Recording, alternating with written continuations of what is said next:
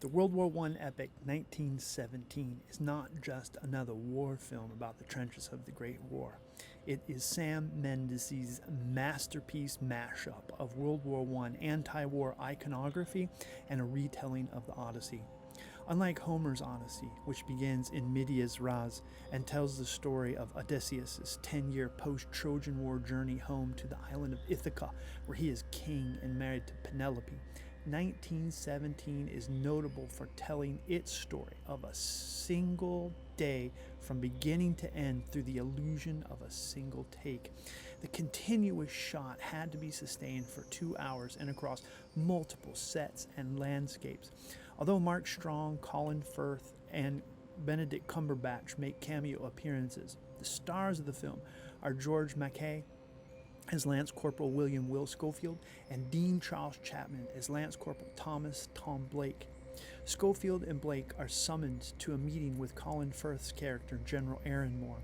New reconnaissance suggests that the men of the Devonshire Regiment, scheduled to attack in the morning, are walking into a German trap.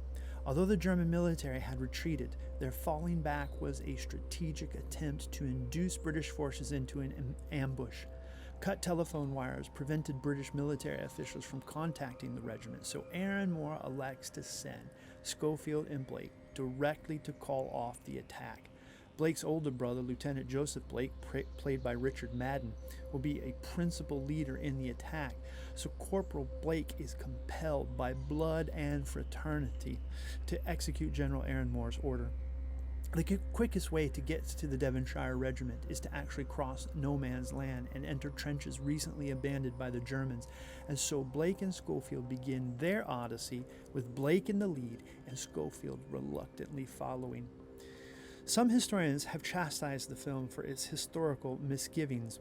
Mendes claims that the film is loosely based on soldier stories his grandfather told him when he was a child.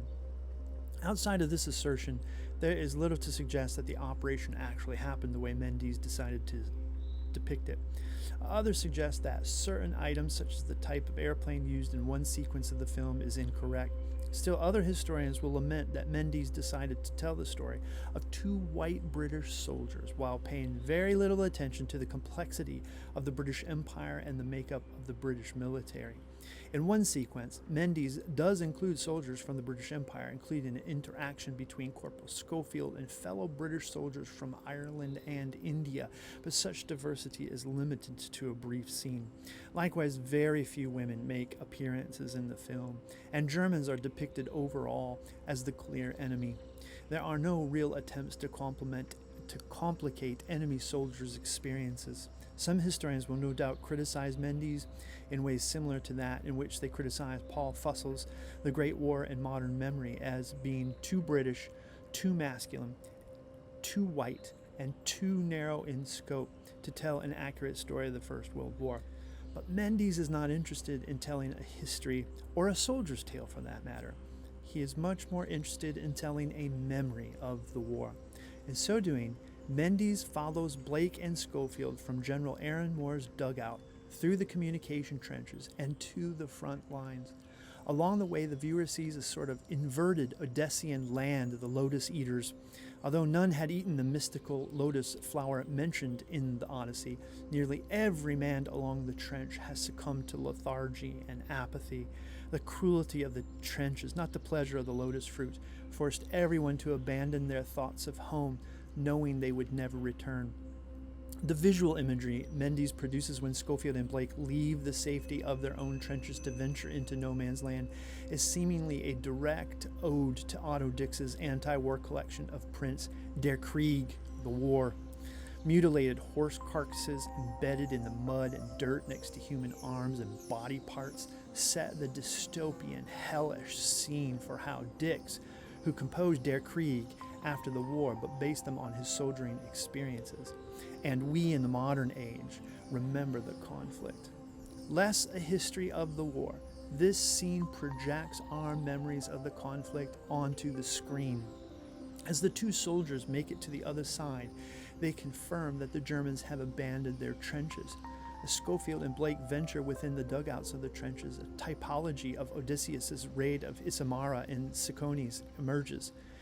These Thracian Cicones allied with the Trojans during the war, making them Odysseus' enemies. Unexpectedly, they emerged to trounce the Greeks who had initially taken the capital, Issamora. Odysseus and his men were forced to flee back to their ships, and many of the Greeks died.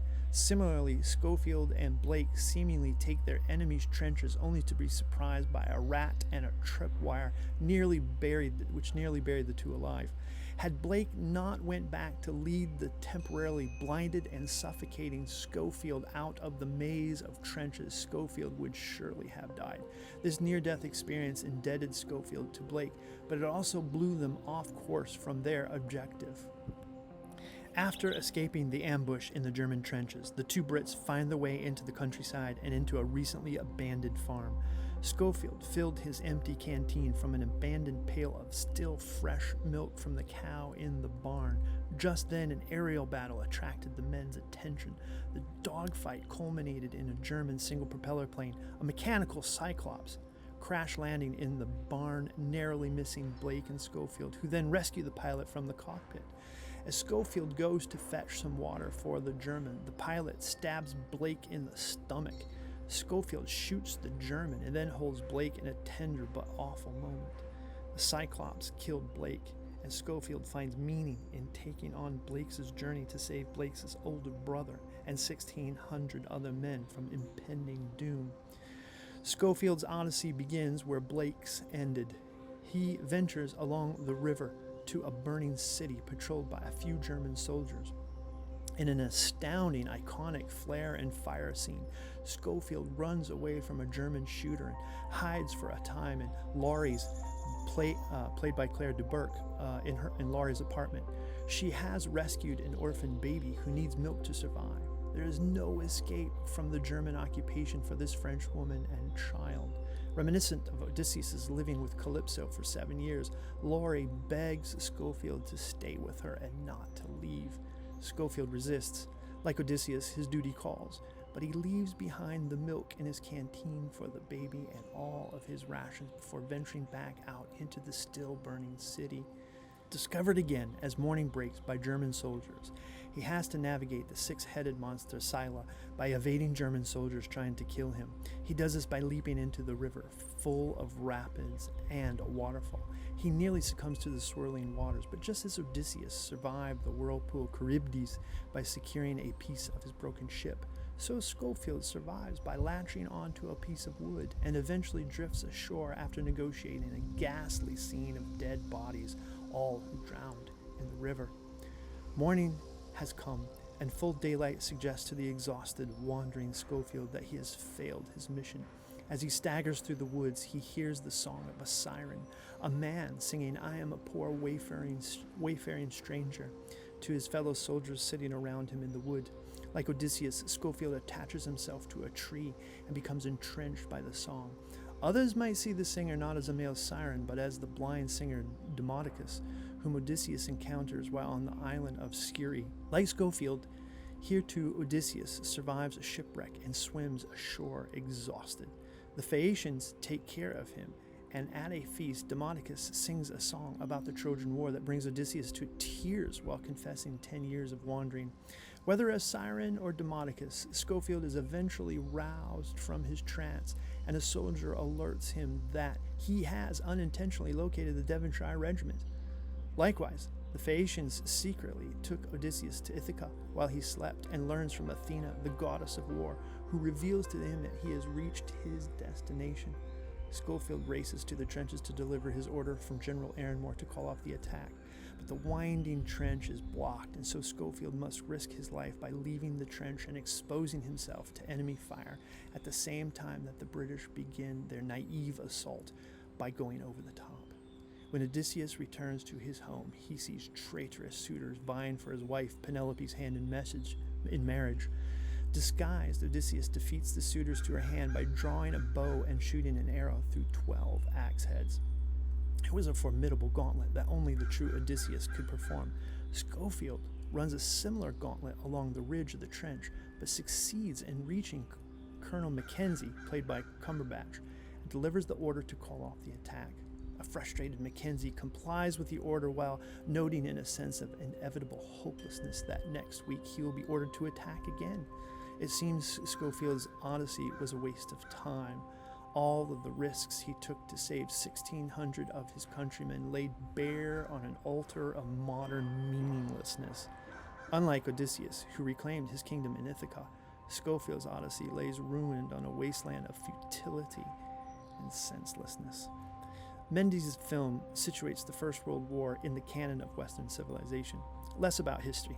1917 seeks to capture the memories of a modern generation, just as Mendes sought to retell a story he remembered from his childhood, and just as Homer intended to capture the memories of a Greek-speaking world and not actual events. So 1917 seeks to help us reimagine black and white landscapes as a complex story of the war and the human spirit in the face of meaninglessness that made the modern world.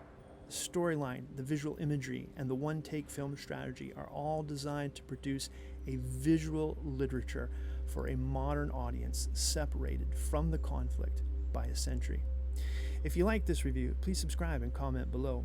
Be sure to check out my discussion of where history ends and memory begins in my review of Peter Jackson's They Shall Not Grow Old.